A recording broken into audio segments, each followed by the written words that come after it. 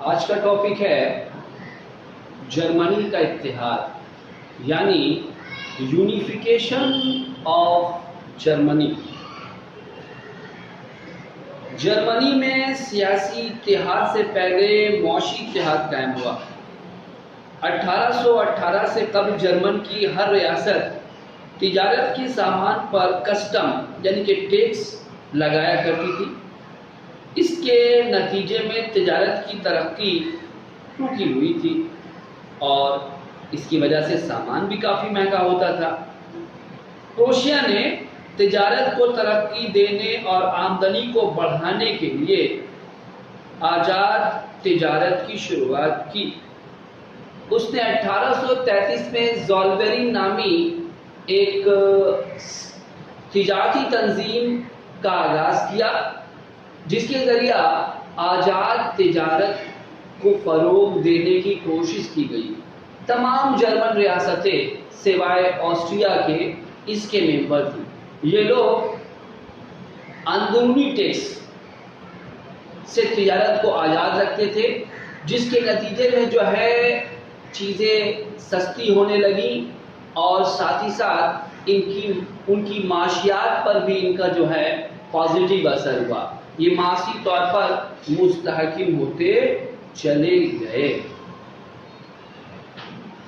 جرمنی کے اتحاد میں 1848 میں ہونے والا فرینکفرٹ کا پارلیمنٹ بھی ایک خاص اہمیت کا حامل ہے۔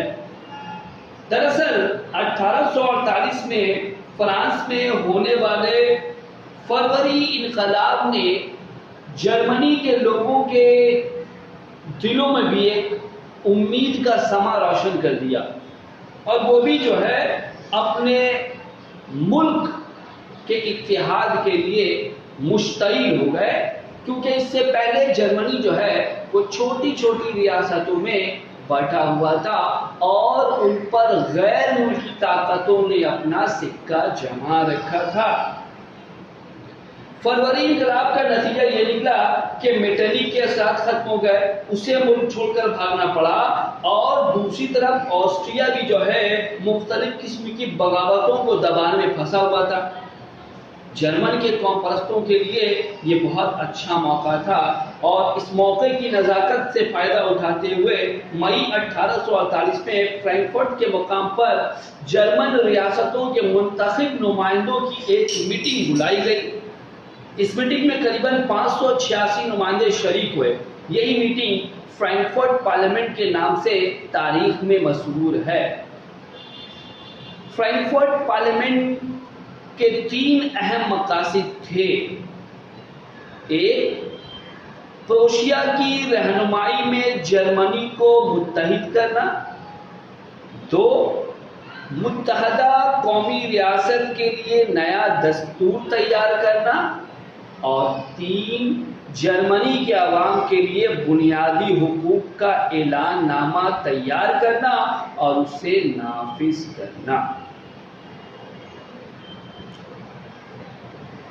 ہم دیکھیں گے کہ جرمنی کے اتحاد میں اگر کسی نے سب سے بڑا رول ادا کیا ہے تو وہ ہے اوٹو من بسمارک۔ بسمارک ایک اعلیٰ پایہ کا سیاستداں، مدبر اور دور اندیش جنرل تھا۔ وہ بادشاہت پرست تھا اور پروشیا کے بادشاہ کے بینر تلے ہی جرمنی کو متحد دیکھنا چاہتا تھا۔ اسے معاہدوں، جلسے اجلاس پر یقین نہیں تھا۔ وہ جانتا تھا کہ بغیر طاقت کا استعمال کیے ہوئے، بغیر خون بہائے ہوئے ملک کا اتحاد ممکن نہیں۔ اسی لیے وہ کہا کرتا تھا "The great question of the day will not be decided by speeches or majority resolution but by blood and iron"۔ یعنی بغیر جنگ کیے کسی بھی ملک کا اتحاد اس کے نظریے کے مطابق ممکن نہیں تھا۔ لہذا اس نے پروسیا کے پارلیمنٹ کو مکمل طور پر نظر انداز کرتے ہوئے پروسیا کی فوج کو جدید راستے پر لانے کی شروعات کی، اور جلدی پروسیا ایک طاقتور فوجی ملک بن گیا۔ اب وہ جنگ کے لیے تیار تھا۔ जैसा कि हम जानते हैं कि 3 अहम जंगें ऐसी थी जिसने जर्मनी के इत्तेहाद को मुकम्मल किया, और ये जंगें जो हैं वो बिस्मार्क की जेर निगरानी या सरपरस्ती में लड़ी गई। पहला जंग जो डेनमार्क के खिलाफ, बैटल अगेंस्ट डेनमार्क 1864 में लड़ी गई। दूसरा बैटल ऑफ सैडोवा 1866 में, जो प्रसिया और ऑस्ट्रिया के दरमियान। हम पहले ही जानते हैं कि जर्मनी अपने इत्तेहाद की जंग प्रसिया के सरपरस्ती में लड़ रहा है। तीसरा बैटल ऑफ सेडान 1870, जो प्रसिया और फ्रांस के दरमियान हुई। 1864 में होने वाले डेनमार्क के खिलाफ जंग में बिस्मार्क को फतह हासिल हुई, और इसके तहत स्टेलविक प्रोसिया की और हॉलस्टाइन पर ऑस्ट्रिया की हुकूमत कायम हो गई। फिर हम देखते हैं सैडोवा की जंग जो 1866 में हुआ। इसमें प्रोसिया को फतह हासिल हुई, और इसके तहत उसने कैस्टल, स्टेलविक और हॉस्टेनी के इलाके ऑस्ट्रिया से हासिल कर लिए।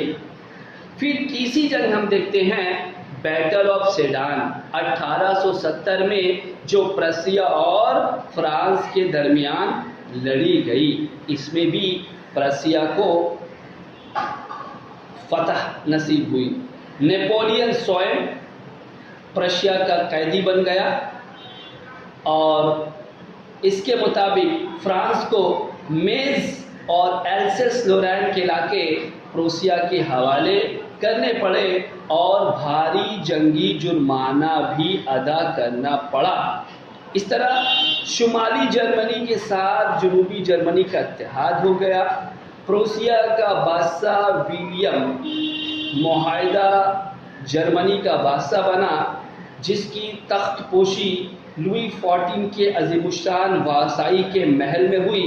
इस तरह इत्तेहाद जर्मनी का ख्वाब पूरा हुआ। देखो, दो बातें हमने अलग लिख रखी हैं, ब्लड एंड आयरन पॉलिसी, और तुम देखोगे कि एम्स टेलीग्राम।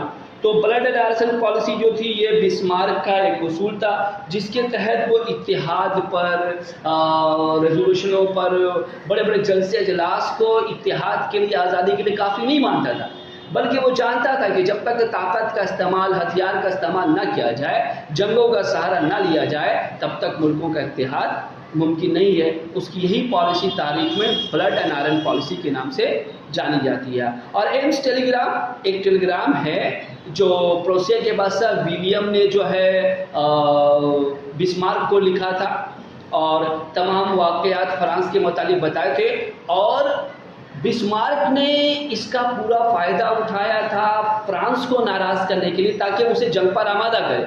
उसने इस टेलीग्राम को तोड़ मरोड़ कर पेश किया और दुनिया के सामने नक्शा खींचा कि जो फ्रांस का सफ़ीर था बेनिडिटी की जो है विलियम अव्वल ने बड़ी बेइज्जती की है।